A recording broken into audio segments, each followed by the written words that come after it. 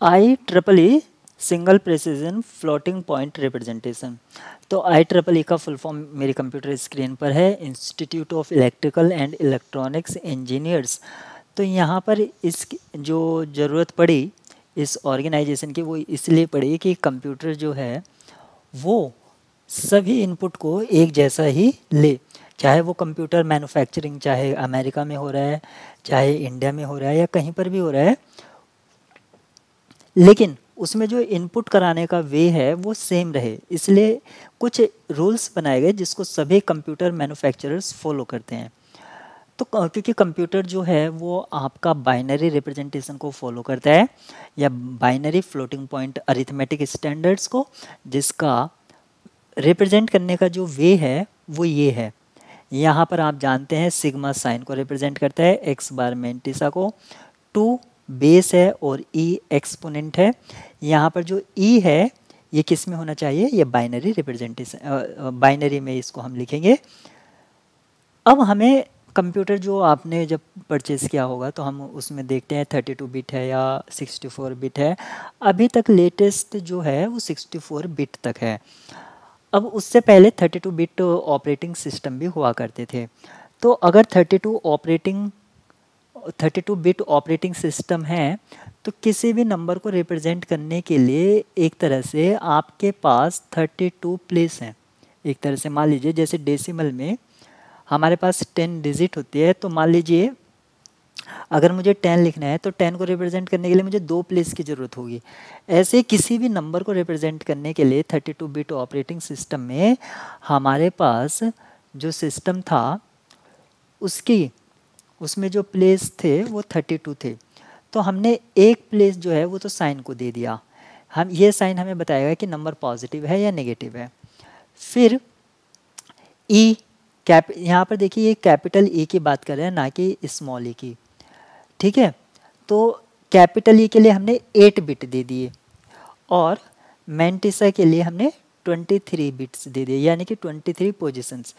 तो ये 32 में से आप यहाँ पर इस तरह से डिस्ट्रीब्यूट कर देंगे। जो फर्स्ट है वो आपका साइन के लिए हो जाएगा, जो लास्ट 8 हैं वो आपका एक्सपोनेंट के लिए हो जाएगा और बीच वाला जो पोर्शन है ये किसके लिए हो जाएगा, मेंटिसा के लिए हो जाएगा। तो इस तरह से हम किसी भी नंबर को रिप्रेजेंट करेंगे। यहाँ पर एक चीज़ याद रखेंगे, यहाँ पर जो 32 बिट ऑपरेटिंग सिस्टम है ये कैपिटल ई की बात करता है। तो कैपिटल ई और जो स्मॉल ई है उसमें ये रिलेशन होल्ड करता है, तो ये याद रखेंगे। अब ये मैंने पहले ही बता दिया था कि जो एक्स बार है वो किस तरह से रिप्रेजेंट होगा, 1 पॉइंट समथिंग। देखिए यहाँ पर आपको जो बताया है वो B10 बताया गया है, B10 से 32। अब B10 से 32 ही क्यों, ये सोचने वाली बात है। तो मान लीजिए आपके पास 32 पोजीशंस हैं, तो मैं कम से कम 10 पोजीशन बना लेता हूँ। ये हमारा साइन के लिए हो गया, 2 3 4 5 6 7 8 9 10, 2 3 4 5 6 7 8 9 10, ठीक है। अब हमें यहाँ पर जब ये साइन के लिए बन जाता है तो हमें क्या करना है, 32 बिट ऑपरेटिंग सिस्टम में B10 से 32 ये रेंज होगी मेंटिसा की। B10 क्या है, क्योंकि जो हमारा यहाँ पर 8 बिट जो हैं वो हमारे खर्च हो जाएंगे एक तरह से साइन के लिए। 8 बिट किस में खर्च हो जाएंगे, साइन के लिए, और 9 बिट हमारा ये 8 बिट जो होंगे एक्सपोनेंट के लिए खर्च हो जाएंगे, और एक हमारा किसके लिए खर्च हो जाएगा, साइन के लिए। तो 9 हो गए, जो बचे वो कितने कहाँ से शुरू होंगे, 10 से। तो जो मेंटिसा है वो B10 से लेके B32 इसलिए लिखा गया है।